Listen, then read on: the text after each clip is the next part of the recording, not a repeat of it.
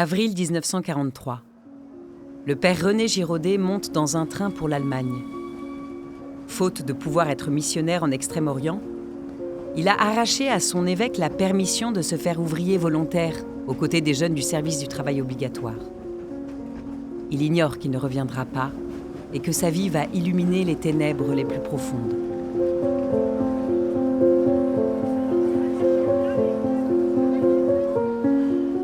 René Giraudet naît le 4 décembre 1907 à Luçon, en Vendée.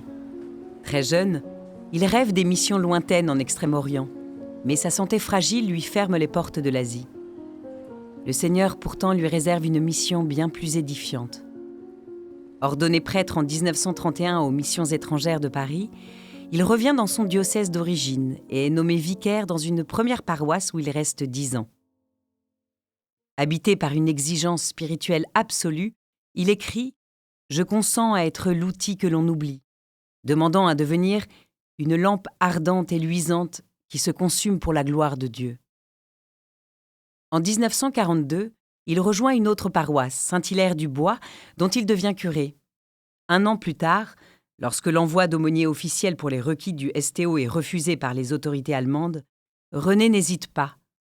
Il finit par obtenir la permission de son évêque et se fait ouvrier volontaire. Il veut rejoindre ses frères sur leurs chantiers, dans leurs usines, pour mener la vie périlleuse d'aumônier clandestin. À Berlin, il travaille d'abord dans une imprimerie, puis subit le travail harassant de déchargement de wagons de ferraille. Sous l'effort, il découvre la réalité de la condition ouvrière et s'en fait le témoin solidaire. Les rudes conditions qu'il partage avec les travailleurs forcés lui font écrire « Notre devise, pour le travailleur à l'étranger, c'est vendredi saint tous les jours. »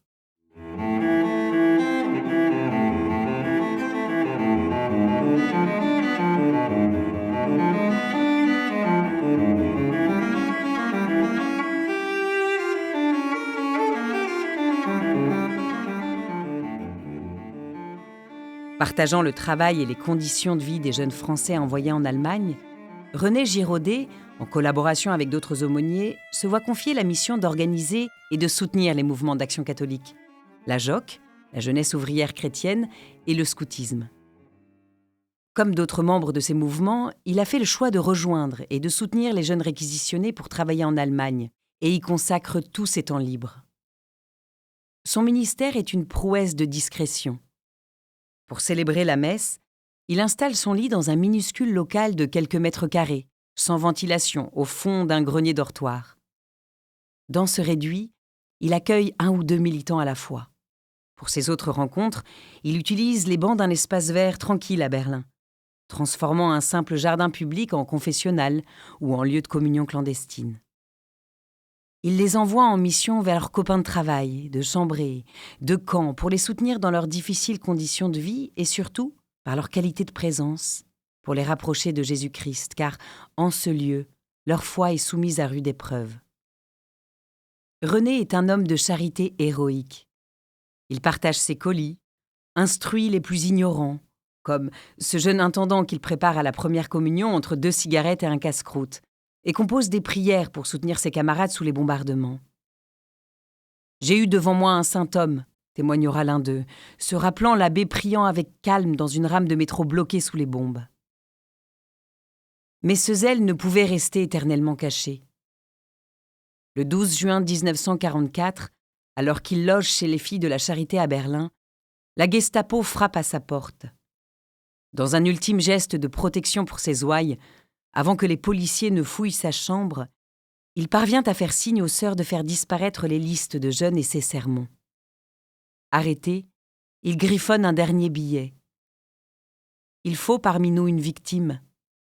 Je dois être celui qui ne reviendra pas. »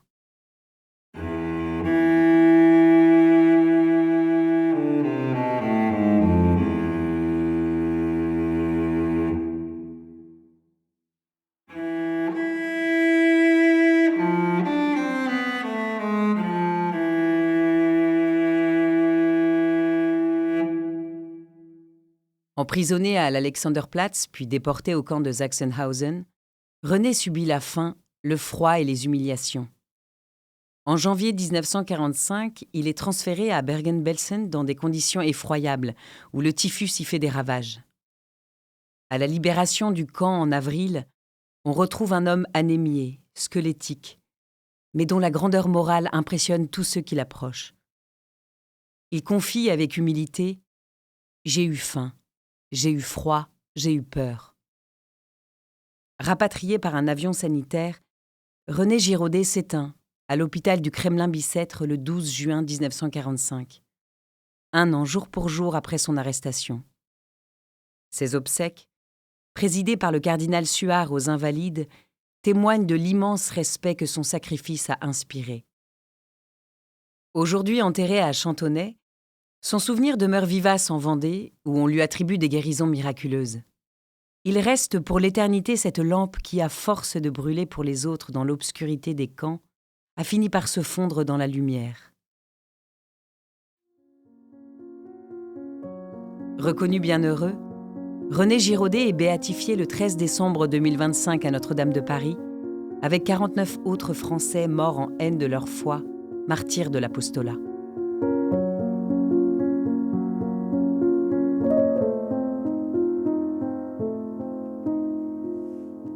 Une production du diocèse de Paris.